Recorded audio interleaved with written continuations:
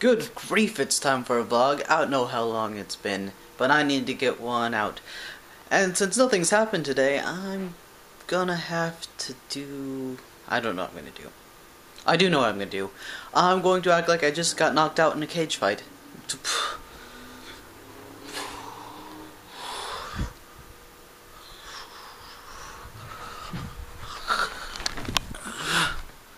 That well? Yeah.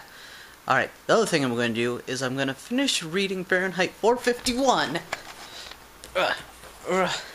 Like I was taking credit for doing so many times. 49. So I have read this once, or at least I think I have. I took credit for reading back in high school. So my memory is such that I do not know, in fact, what I read and what I did not read, because after a while you start to believe your own lies. And I know so much about this book already, I might as well have read it. 150. So I watched the Fahrenheit 451 movie from 1966 last night. And it sucked. I don't know how a book is better paced than a movie. That is not usually how it happens. Could you spend more time walking around in a forest dribbling yourself and not having a resolution? They throw in a love interest. There's so many things that are changed in the movie that are not in the book that make the story worse. It's just, it doesn't make it interesting. Clarice is an adult and a blonde, and it's not in America, and the guy is friggin' German. 51. One thing that I noticed while reading Fahrenheit is the biases of the author and what he considers books, regardless, like, of the tone throughout the... It's just confusing to how he can be closed off to one thing and open to another. Books in the world of Fahrenheit 451 are banned because of their ideas, and they make you think, and they're imperfect, and they are contradictory, and they're complex like anything in life, and it is about a civilization that does not want thought. It's a civilization that stopped reading because they don't want to think about things, they don't want to be unhappy, they just want the cheap thrills. And so books are banned, but other things are not. There are still movies, there's still television, there's still magazines, and there's still sports. And the magazines is what really threw me off, because I'm like, well, magazines and comic books. Because comic books are not considered literature to Ray Bradbury when he wrote this.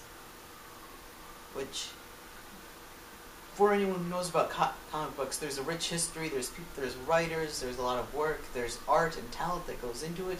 And now, as the stories are translating to the movie screen, where they're more palpable to the general audience of people, girls, adults, older generation, and people that don't consider themselves nerds are getting into stories of comic books and seeing how good they are.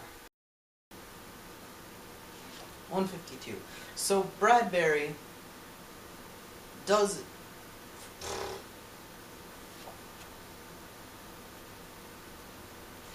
So Bradbury, through one of his characters, does admit that there's meaning in other sources other than books. He admits that how we get by in a world without books is we find thoughts and we find complex ideas through things other than books, through our imaginations, through nature, through some television, but not a lot of television, through interaction with one another. And him saying that we can really find ideas anywhere because that's where they came from, and is kind of making up for his dig against comic books. 155. So the movie Fahrenheit 451 was made and produced in England, and this is the first throw-off one because, one, all Europeans look the same. They all look like tiny white people with blonde and whatever hair. Regardless of the fact that they're German, regardless of the fact that the firefighters in this book are supposed to look the same, they're supposed to look the same with jet black hair, they're supposed to look the same as being big. I really disconnect when actors are miscast. Like, when they say a man is a big brute of a man in a book, I don't know why they keep casting tiny man actors to act them. Like the 80s, I think it was 80s, the 80s or 70s version of The Great Gatsby, Mr. Buchanan is cast as the tiny white guy. And he has a polo thing, and he has a tight sweater, and he's supposed to be, but he's not big, and he's not strong. I don't know why. Maybe it's my fault for imagining these people more cartoony than what they are.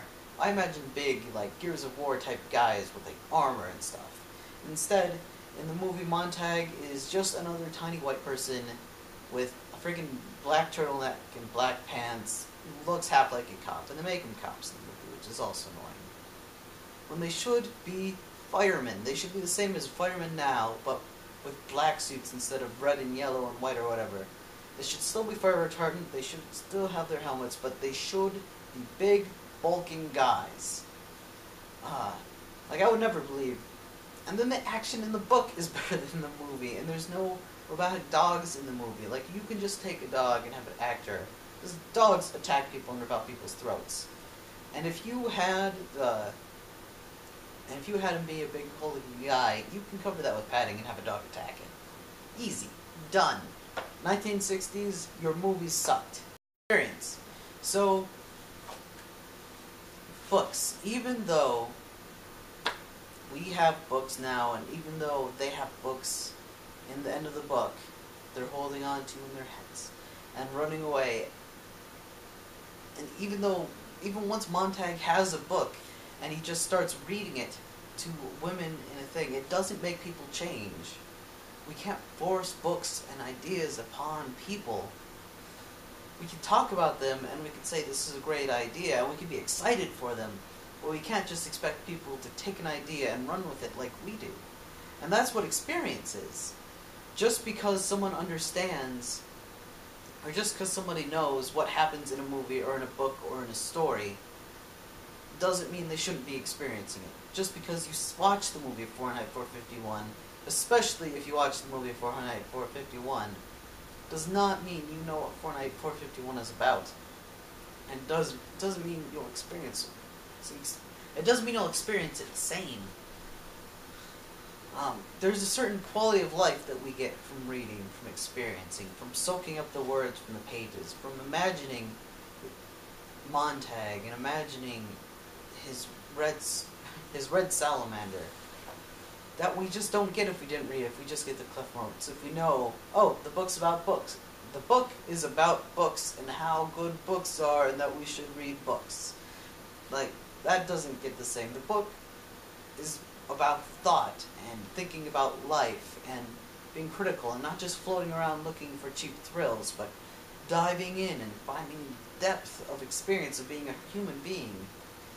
If you tell people that, they don't just get an excuse to skip the book. They don't.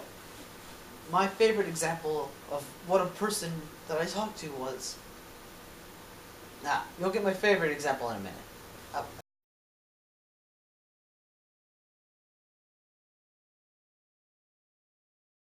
So the biggest part about experiencing our world and going through a thoughtful existence is remembering.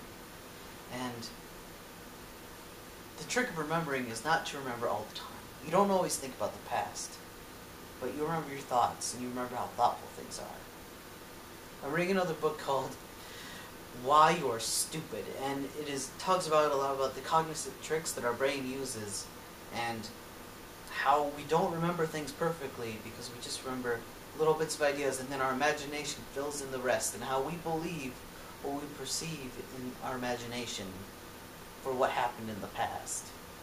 And how that doesn't change things, but it changes things in how we act, and we believe these lies that we tell ourselves.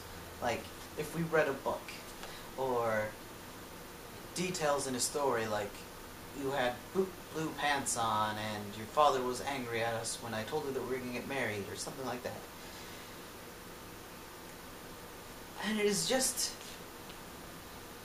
and there is so much faith that we put into ourselves and our brains and our memories, that we remember these things when they're really made up, when what we should focus on are the things that are the thoughts that we can remember. Like, it doesn't matter